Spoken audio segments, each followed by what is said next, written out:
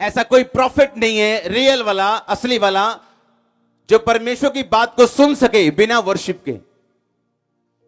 जब आप वर्शिप करते हैं परमेश्वर की, तो आपके स्पिरिचुअल जो कान है वो खुलते हैं, वो आपसे बात करते हैं।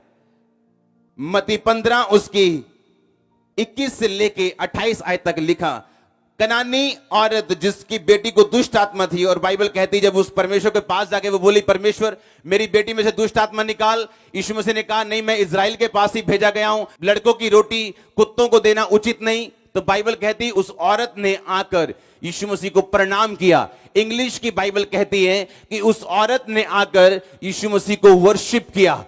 शी वर्शिप्ड, उसने यीशु मसीह को वर्शिप की, और परमेश्वर ने कहा इस बात के कारण चली जा, वो दुष्ट आत्मा तेरी बेटी को छोड़ के जा चुकी। सुनो, एक बाउंड्री जो परमेश्वर ने ठहराई थी, एक ऐसी बाउंड्री जिसके अंदर वो औरत आके आशीष नहीं ले सकती थी, बाइबल कहती वो बाउंड्री परमेश्वर ने ठहराई थी। लेकिन जैसे ही उस औरत ने वर्शिप शुरू की, परमेश्वर अपनी बाउंड्री के बाहर आकर उसे बरकत देने आ गया।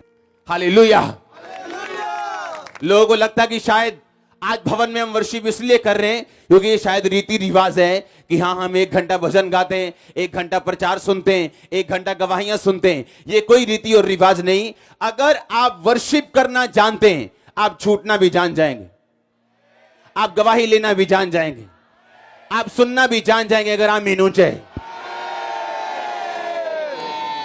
बाइबल कहती परमेश्वर का तेज उस भवन के ऊपर नहीं था जब तक उन्होंने तुरहियां, सारंगियां, झांझ, और लिखा एक स्वर से सब जन परमेश्वर की आराधना करने लगे।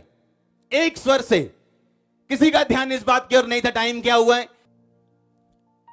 कहां रहता परमेश्वर, स्वर्ग में या स्तुतियों में?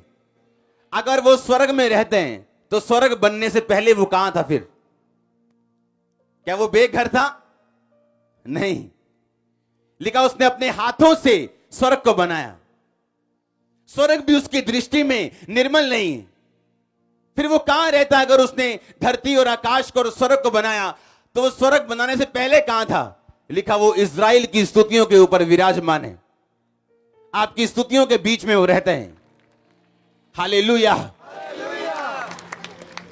अगर आप वर्शिप करना जानते हैं, आप उसकी प्रेजेंस को भी जान जाएंगे, आप उसकी हुजूरी को समझेंगे, आप उसके तेज को समझेंगे। आज के बाद जब भी वर्शिप होगी, आपको यह समझ होनी चाहिए कि तब तक यहोवा